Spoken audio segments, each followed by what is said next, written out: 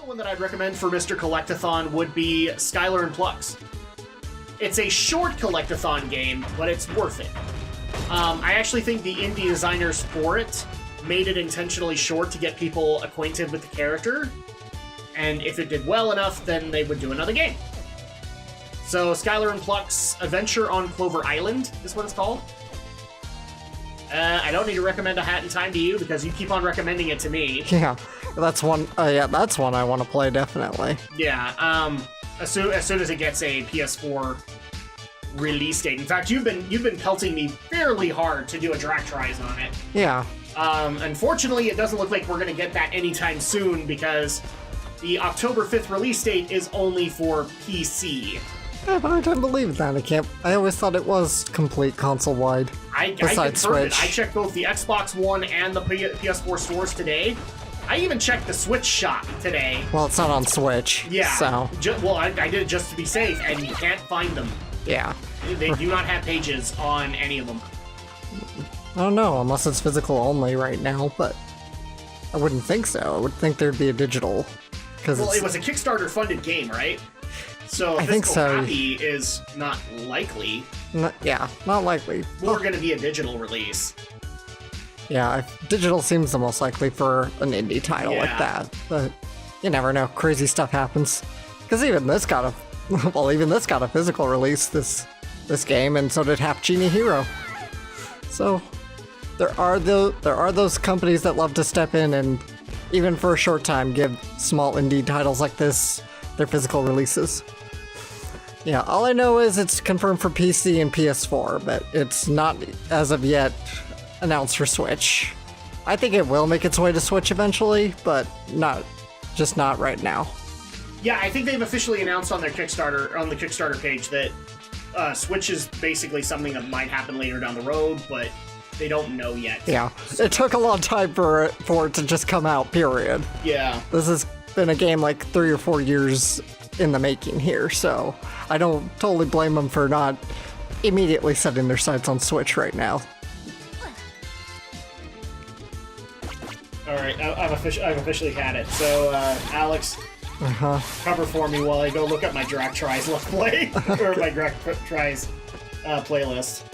Let's see, what can I recommend to you? Well, I mean, the other thing too is I can give you so I still have a PS4 Sonic Mania code.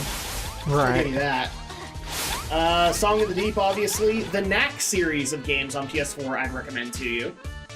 I think you'd enjoy them. Let's see here. Candleman, but I think that's only on Xbox One. If it's on PS4, I'll double check. And I think Snake Pass also came out for PS4, but again, I will double check that. Oh, that actually is another thing you might be able to get, because I think Wonder Boy, the remake of Wonder Boy 3, came out for PS4. You can try that.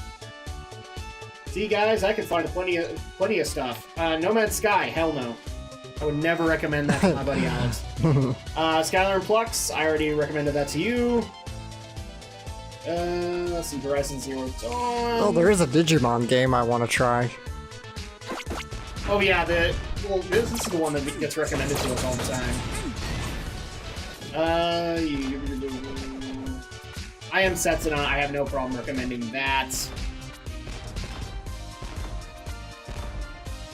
And damn it! Just literally going through my Drak Tries playthrough to see, like, is this one Alex would like? And was it on PS4? So that's something I actually have to think about. Is like, if it's on PS4, then yes, I would recommend it to you. Oh, here it is. I found it. There we go. We found the last one. You found a heart squid. We're awesome. Like that.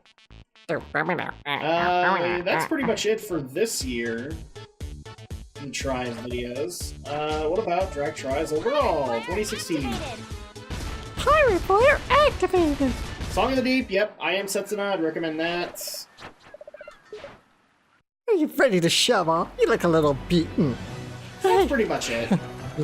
Yeah, I'm okay with that. Look at this. 100%, 100%, 100%, 100%, 100%, 100%. Who's the best? You didn't do this during Banjo. I'm starting to worry about him. Oh, I love 100% in games. When I can, if it's worth it to me. And pestering me about not doing it. Oh, I'm sorry. That would be Andrea. Yeah, it's more Andrea likes pestering me. It's like, why pay $60 for a game if you're not gonna complete it? Because I played through the story and that's all I want. Let's go. I know, I'm one of those weird gamers that plays the game for the story. Alright, let's go cash in our heart squids. Yeah, great. We get to see the more senseless murder of cute squids to bolster our health. Max hearts increased by 1. Yay! So we are officially at max health, right? Almost. I just. We've got more to turn in. Yeah. Okay. I was gonna say that's a little lopsided. I want full fan art of this. You should have totally done this before. That way, Just wait till we would have had more health. You would have died less. There we go. So yeah, now we're nice at even. Now we're at max health. Okay, so I guess now we're off to the bonus dungeon. Yes. It's a dungeon within a dungeon. So we're gonna go to Saliva Island. Okay. It's a dungeon within a dungeon. Oh, is it? So it's in this area's dungeon. Yes. That's what you're saying. Okay. Hopefully it's not like, you know, Murder Gauntlet or something like that, right? No, I told you, it's just a fun Easter egg. Okay. Alright, then I think we're good. There's actually a couple, like, secret dungeons here. Well, one's just, like, a training room. Why they call it a training room, I don't know, because you can't get to it without all your upgrades, but... I'm just going to ask this. Do we need bikini-clad women in order to open the door? We already are. Oh, well, Let's see. we are, but I'm saying do we need 2 other bikini-clad women No. to open the door for us? And here we are. Oh, nice! So Yeah. it's a nice little nostalgic nod. That's right. So I guess now that we're here, I'm going to take care of my anime update, which is going to be very, well, hopefully quick. Even the music's 8-bit, by the way. No, I did notice that. Yes, Yeah. it's a chip tune. It's awesome. This is exactly like the original first dungeon. I don't know if it's the first, but it's from the first game, basically. Yay! So I guess the first thing that I need to get into, because a bunch of your anime friends have been asking, did you see it? Did you see it? Did I see Dragon Ball Super episodes 109 and 110? Yes. Was it awesome? Most indubitably awesome. Well, terrific. So at that point, just to bring Alex up to speed, Goku got a new form. Oh, of course he did. 80% of the episode was basically the hype around that. Well, guess this form had been teased for about 6 months. Okay. Still, he gets a new form like every other episode. No, Okay. no, not okay. How very typical non-Dragon Ball fan of you to say that. He doesn't get a new form every episode. Okay, every other It's episode. every 30. Make sure you get it right. Okay. It's not like I don't get his humor. Yes, I've seen it. It was amazing, especially the music for it. And this one basically was also hyped around a fight, because one of the things that's funny about this current Dragon Ball arc is that it's called the Universal Survival Arc, and I'm thoroughly convinced that the other universes are clear representations of other genres of anime. Yeah. So it's basically Goku versus, you know, this genre. For example, most of the women, or most of the fighters from Universe 2 are women, and they are magical girls. Nice. So it is Goku versus the magical girl genre. I hate to tell you this, Alex, but Goku wins. Of course he wins. I'm not surprised by Universe this. 3 is a bunch of robots, so I can't help but make the joke, and especially since some of them are giant, that it's Goku versus the mecha genre. Yeah, of course. Universe, is it 9? No. I think it was like 4 or 5. Whatever, the universe's god of destruction is literally a pink elephant, so that's the way I know how to remember it. That one's basically, I want to say it's Goku versus the Shonen universe, because, or at least like JoJo's Bizarre Adventure, because 80% of the team for it are ripped beyond belief. Like, I thought Goku was ripped by the end of the Buu saga. No, these guys are way more ripped than him. So probably more Fist of the North Star. That kind of genre, yes. Because, like, Ultimate Muscle comes to mind, JoJo's Bizarre Adventure, Fist of the North Star, there's a bunch of others in there. Bo, I would say is also part of that, too. But that's the thing, is, like, I've been able to recognize so many universes, but the one that is especially funny is Universe 11, because it is mostly comprised of superheroes called the Pride Troopers. And, guys, if you didn't know this, Akira Toriyama is a big Power Rangers fan, or a Sentai fan, rather. Yeah. Especially with his son. So this is obviously an homage to Sentai, to Gatchaman, to all of that stuff. Kamen Rider. And the biggest hype has been centered around one of their troopers named Jiren. And so these two episodes debuted as an hour-long thing, and it was Goku versus Jiren. You finally got it. It took 20 episodes for you to get it, but you finally got it. It's not 20. It felt like that.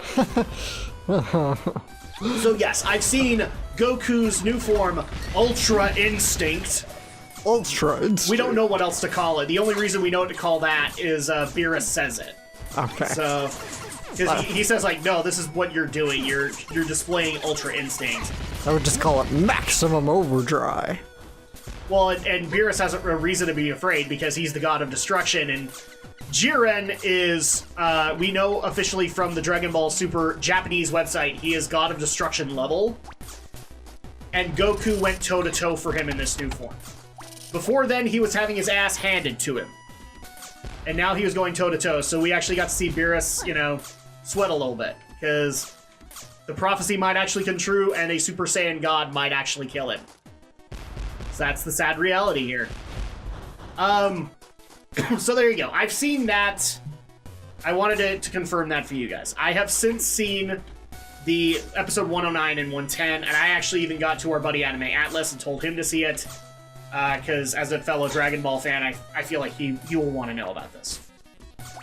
But that's not the crux of my anime update. No! For I finished yet another Gundam series. Ooh. I finished 0083 Stardust Memory, and therefore can give my final assessment of it as awesome. Well, that's good. I'm glad you liked it. I have, like, there's no other better word to be able to describe. There are faults with it, as there are any series, but I feel like its pros outweigh its cons. So it's amazing. And just to start things off, so people have asked that I put the rankings somewhere. I actually probably will do that on the Facebook page if you guys want to know the Gundam rankings that I have.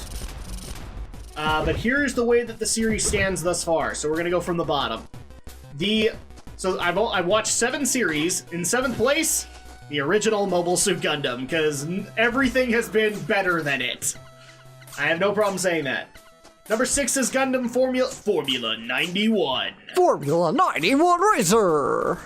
So, unfortunately, like, as much as I want to say that the F91 was good, but it's so condensed that that's the issue. I feel like there could have been way more story done if this was a series, not a movie. Mm-hmm. Up next at number 5 is Mobile Suit Gundam Double Zeta. So, I still have a warm place in my heart for this one. Mainly because its humor factor was worth it in a lot of cases. Up at number 4, I have Mobile Suit Gundam Char's Counterattack. Because, well, that animation, man. It was pretty damn good to see Gundams fighting in that level of animation. 80s, 90s style animation. Up at number 3 is Zeta Gundam. Because, well, pure 80s. I can't... There are way more things to say that are awesome about it, but... yeah, I really do like Zeta for the story that it tried to provide, as well as the characters that it tried to provide, and the 80s style animation is so much better than the original. Up at number 2 is Gundam 0080 War in the Pocket. Is that a war in your pocket, or are you just happy to see me? Alex, please, there are children in the series. So yes, War in the Pocket is number 2. This has kind of been my running complaint. The Universal Century arc has been so hard for me to get into and in case you couldn't tell, my number 1 is 0083. These OVAs have made it worthwhile, honestly, to me. They've made it way more worthwhile than... And that's it. That's the bonus dungeon. Okay. Yep. All right, so then I guess I'll wrap things up with another creative idea that I have. So there you go. That's all of my rankings. I'll put them up on the Drak and Shadow Facebook page.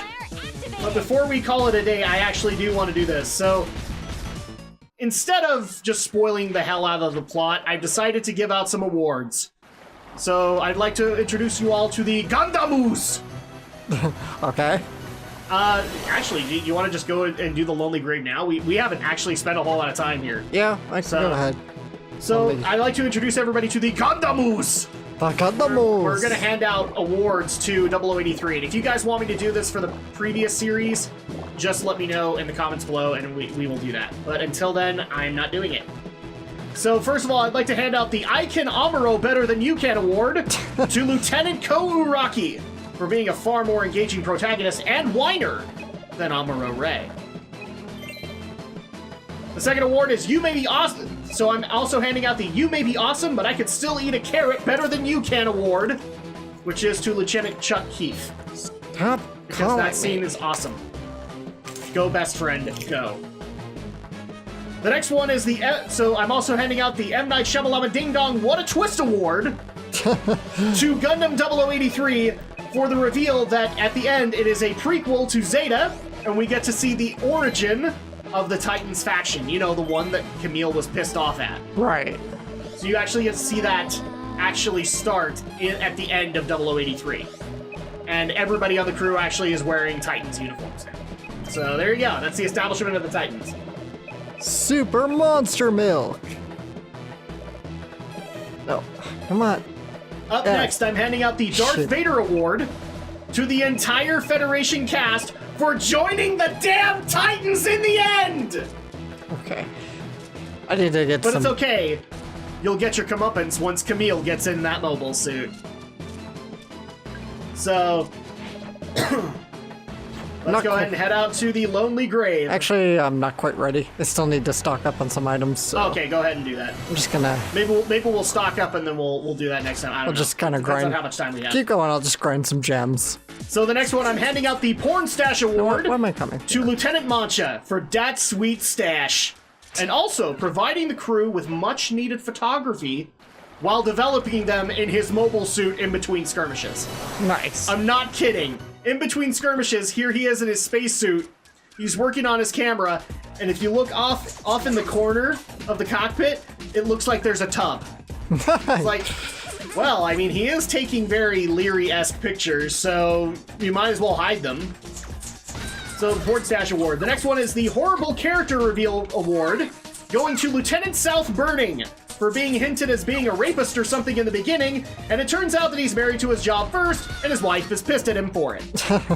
Okay. Because it never, like, we got, like, this hint that maybe he had, like, an underage rape or something happen, and nothing ever happens. The only backstory you ever get is that his wife hates him because he's married to the job. But we're not done there, because we are now handing out a second Horrible Character Reveal Award to Captain Shima, for apparently being a Federation mole the entire time, but still being a murderous cutthroat pirate captain on a Xeon ship. Yeah, turns out Psycho Lady was a Federation mole. Of course she was. How does that make any level of sense?